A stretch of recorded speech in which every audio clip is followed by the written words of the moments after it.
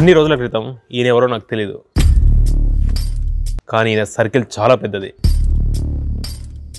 కష్టాల్లో కాంగ్రెస్ పార్టీకి అండగా నిలిచిన వ్యక్తి, డబ్బు లేకున్నా మంచి మనసుతో రాజకీయం చేయొచ్చు అని నిరూపిస్తున్న వ్యక్తి, కాంగ్రెస్ పార్టీ జనగాం మండల ప్రధాన కార్యదర్శి అనిల్ గారు మనతో ఉన్నారు. మీరు వార్డ్ మెంబర్ కూడా పోటీ చేసి బట్లకొండలో, మీరు అప్పుడే కదా ఉప సర్పంచ్గా? నేను కూడా నా వార్డులో నేను పోటీ చేయలే, వేరే వార్డులో జనరల్ వచ్చింది సీట్. అది సరే నేను పోటీ చేస్తా, ఎందుకంటే ముదిరాజు ఓటు బ్యాంక్ ఉంది అని చెప్పి నేను అక్కడ నిల్చోవడం జరిగింది. ముదిరాజు ఓటు బ్యాంక్ అక్కడ ఉంది కాబట్టి నిలబడ్డా అన్నారు. అంటే మీ కులపోళ్ళ ఓట్లు పట్టాయి కాబట్టి మీరు గెలిచారా? ఉప సర్పంచ్గా ఉన్న ఈ కాలం నుంచింది ఏంది, మీ గ్రామానికి మీరు చేసింది ఏంది? ఏం చేద్దాం అనుకున్నా కూడా చేయలేని పరిస్థితులు. ఎమ్మెల్యే ముత్తిరెడ్డి గారు ఉండే, మాకేం పనులు కూడా ఇవ్వకపోతుండే. పునలక్ష్మయ్య గారు కాంగ్రెస్కి పార్టీ నుంచి టీఆర్ఎస్కి వెళ్ళడం తప్పు చేసిరంటారా? 100%. కాంగ్రెస్ పార్టీలో ఉంటే సీనియర్ నాయకుడు, అతనికి తగ్గ గౌరవం ఉంటుండే. ఈరోజు పార్టీ మారడం వల్ల అతనికి వచ్చింది ఏం లేదు. ఇక్కడ ఉన్నటువంటి కార్యకర్తలు కానీ గత 10 సంవత్సరాల నుంచి అధికారం లేక ఎంతో మంది కార్యకర్తలు జైళ్ల పాలై కేసులో పెట్టి టీఆర్ఎస్ ప్రభుత్వంలో అరాచకంగా చేసిరు. ఒక నాయకుడు అంటూ మనకు ఉన్నాడు కదా అనే టైంలోనే కాంగ్రెస్ పార్టీ కార్యకర్తలను నమ్మించి మోసం చేసి పార్టీలకు పోయిండు. నమ్మించి మోసం చేసి మీరు అంటున్నారు, కానీ కాంగ్రెస్ పార్టీ పునలక్ష్మణ్ మోసం చేసింది.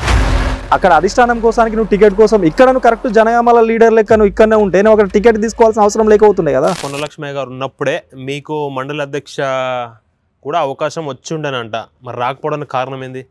ఆ టైంలో అంటే అనిల్ అనే వ్యక్తి పార్టీకి కష్టపడుతుండు, పార్టీకి పనిచేస్తున్నాడు. రాజకీయ ఈక్వేషన్స్ వాళ్ళు ఎట్లా మార్చుకున్నారు, నన్ను పక్కకు తప్పించి వేరే అతనికి మండల్ ప్రెసిడెంట్ ఇవ్వడం జరిగింది. మొన్న యూత్ కాంగ్రెస్ ఎలక్షన్స్ జరిగినాయి, మీరు కూడా నామినేషన్ కూడా వేసినట్టున్నారు. మళ్ళీ విత్డ్రా కావడానికి కారణం ఏంటి?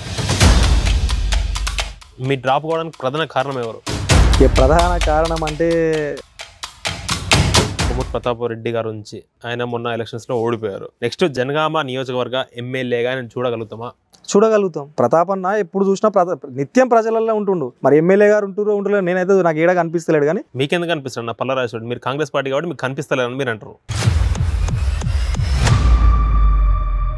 లేదు బ్రదర్, నేను ఇప్పుడు ఒకటి చెప్తా. పల్లారాజేశ్వర రెడ్డి గారు ఒక గ్రామాలలో ఇప్పుడు రైతులకు నీరు అనేది చాలా అవసరం. చాలా గ్రామాల నుంచి కూడా వెళ్ళి రైతులు మాకు నీరు కావాలి, ఇప్పుడు రేపు పొద్దున మేము పంట చేను వేసుకోవాలంటే నీళ్లు లేవు, కొంచెం విప్పియండి అని చెప్తే మేమేం చేయాలి, మేము మన అధికారంలో ఉన్నామా అని చెప్పేసి ఒక ఎమ్మెల్యేగా అట్లా మాట్లాడుతున్నారు కదా. మేమేం చేస్తాం, మేము అధికారంలో లేము కదా అని చెప్పి పల్లా గారు అన్నారు అనుకోండి, దానికి కారణం ఎవరు? గవర్నమెంటే కదా. ఆయనకి ఇవ్వకపోతేనే కదా ఆయన ఆ మాట అనేది. ఇక్కడ ప్రజలు అది చేసుకున్న పాపం అది. ఏది టీఆర్ఎస్ పార్టీని గెలిపించడం? అవును.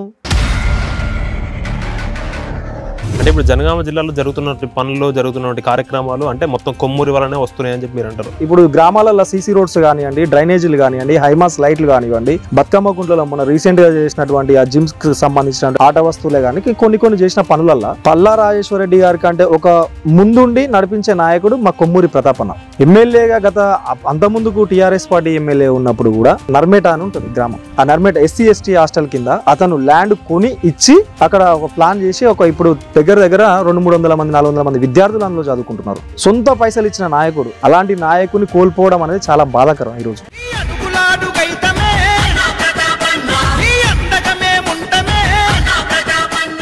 జనగాంలో ముదిరాజుల ఓటు బ్యాంక్ ఎక్కువ, కానీ అవకాశాలు చాలా తక్కువ. కారణం ఏంటి? ముదిరాజులు ఓట్లు వేస్తారు, ఒకరిని రాజుని చేస్తారు. మేము రాజు కాలేకపోతున్నాం. ఎందుకంటే గత ప్రభుత్వంలో కూడా ముదిరాజులకు ఎవరు కూడా పెద్ద ప్రియారిటీ ఇవ్వలేదు. ఇప్పుడు మా నాయకుడు ముందు ఉండి ముదిరాజులకు ఒక మంచి ప్రియారిటీ ఇవ్వాలని చెప్పేసి. కొమ్మూరి ప్రతాప్ రెడ్డి మీ ముదిరాజులకు సపోర్ట్ ఇస్తున్నాడా? 100%. ఏది మరి మొన్న జరిగిన ఈ ఎలక్టెడ్ ఇప్పుడు మార్కెట్ కమిటీ ఉంది, అందులో చైర్మన్ డైరెక్టర్లు ఉన్నారు, అందులో ఒక్కటి కూడా రాలేగా మీ ముదిరాజుకి డైరెక్టర్స్ లో? అయితే బీసీలలో ఈక్వేషన్స్ ఎట్లా అంటే కాంగ్రెస్ పార్టీలో గ్రూప్ రాజకీయాలు గట్టిగా ఉంటాయి. మన జనగాంలో ఉన్నాయా? జనగాంలో ఒకప్పుడు ఉంటుండేనేమో, ఇప్పుడు లేవా? వర్గాలు లేవంటారు. గొడవలు జరుగుతున్నాయి. ఎక్కడ జరిగినాయి? చాలా జరిగినాయి. లేదు ఎక్కడ జరిగినాయి? ప్రతాపన్న చేసేటువంటి మంచి పనులను జీర్ణించుకోలేక వాళ్ళకు వారుగా కొన్ని అట్లా చేసే పనులు అవి.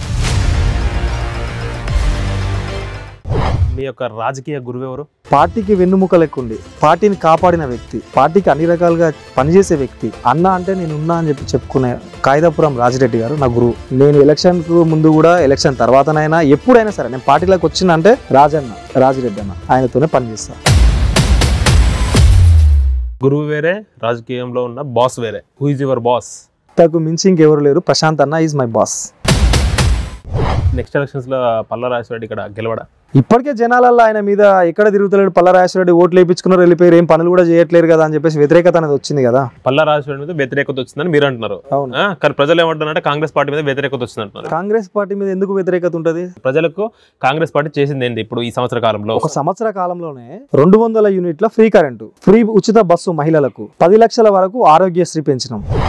ఈ ప్రాంతానికి న్యాయం చేయగలిగే వ్యక్తి ప్రతాప్ రెడ్డి అన్న అని చెప్పేసి ఎలక్షన్స్ లో ఎలాగైనా గెలవాలి గ్రామాన తిరిగినాం. కాకపోతే ఇక్కడ పైసలు అనేది విపరీతంగా ఖర్చు పెట్టి, మద్యం అనేది ఏరులై పారుతూ జనాలను మొత్తం ఒక ఇబ్బందికరమైన వాతావరణం సృష్టించి, కొన్ని ఓట్లను కూడా చేర్పించి, కాంగ్రెస్ పార్టీకి సంబంధించిన కార్యకర్తల ఓట్లు కొన్ని తొలగించి, అట్లా అతనికి సంబంధించిన ఓట్లనే పెట్టుకొని ఇక్కడ ఆ ఓట్లతో గెలిచిండు పల్లా రాజేశ్వరరెడ్డి గారు.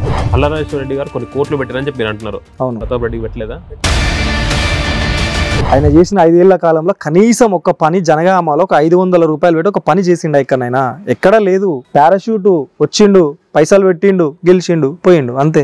మళ్ళీ కూడా ఇప్పుడు ఎక్కడ కనిపిస్తలేడు. ఎందుకు లేదన్న? ఇప్పుడు జనగామ నియోజకవర్గంలో ఆయన సొంత హాస్పిటల్లో కొన్ని కోట్లు ఖర్చు పెట్టి వైద్యం చేపిస్తున్నారు చాలా మందికి ఫ్రీగా. సరే మీరు చేసేటోళ్ళే కదా, ప్రజలకు చేసేటోళ్ళేనా? అవన్నీ లిస్ట్ ఎందుకు రాపించుకోవాలి? మా హాస్పిటల్లో 4000 మంది ఈరోజు వచ్చిర్రు, మా హాస్పిటల్ మొత్తంలో 30,000 మంది ఒక సంవత్సరంలో అటెండ్ అయ్యారు అని చెప్పి దాన్ని ఎందుకు షోప్ టాప్ చేస్తారు? మీరు ఎందుకు ప్రజలకు సేవ చేస్తారు కదా, మీరు ఒక ఎమ్మెల్యేగా సేవ చేస్తారు, అవన్నీ బయట పెట్టుకోవాల్సిన అవసరం ఏముంది? నెక్స్ట్ ఎలక్షన్స్ మళ్ళీ కాంగ్రెస్ పార్టీ గవర్నమెంట్ ఫామ్ చేస్తుందా? 100% సీన్ ఉందా? మొన్న వచ్చిన సీట్ల కంటే మెరుగ్గా నాకు తెలిసి 100 పైకే వస్తాయి సీట్లు ఈసారి. ఎందుకంటే ప్రజలలో ఇప్పుడు అందరు చూడండి, బీఆర్ఎస్ వాళ్ళు అంటుండొచ్చు కానీ సామాన్య ప్రజలకు ఎవరికి ఏమి ఇబ్బంది జరగడం లేదు. ఎక్కడ హ్యాపీ అన్న? హైడ్రా అని చెప్పి ఎంతో మంది జీవితాలు నాశనం చేశారు కదా అని చెప్పి వాళ్ళు సొంత కష్టపడి ఇల్లు కట్టుకొని ఈఎంఐలు కట్టుకుంటా కుటుంబాన్ని చూసుకుంటా చేసుకున్న వాళ్ళకి వాళ్ళ ఇల్లు కూలగొట్టి నువ్వు ఏదో డబుల్ బెడ్రూమ్ 100 మంది ఉన్న నువ్వు ఉండు అంటే ఎంతమంది కరెక్ట్? రాజకీయాల్లో మీకున్న గోల్ ఏంటి? నా గోల్ అంటూ ఏం లేదు, ప్రజలకు సేవ చేయాలి. కార్యకర్తగానైనా సరే నన్ను నమ్ముకున్న వాళ్ళకు ఎప్పుడూ నష్టపోకుండా మంచిగా చూసుకోవాలనేది నా డిసిషన్ అది.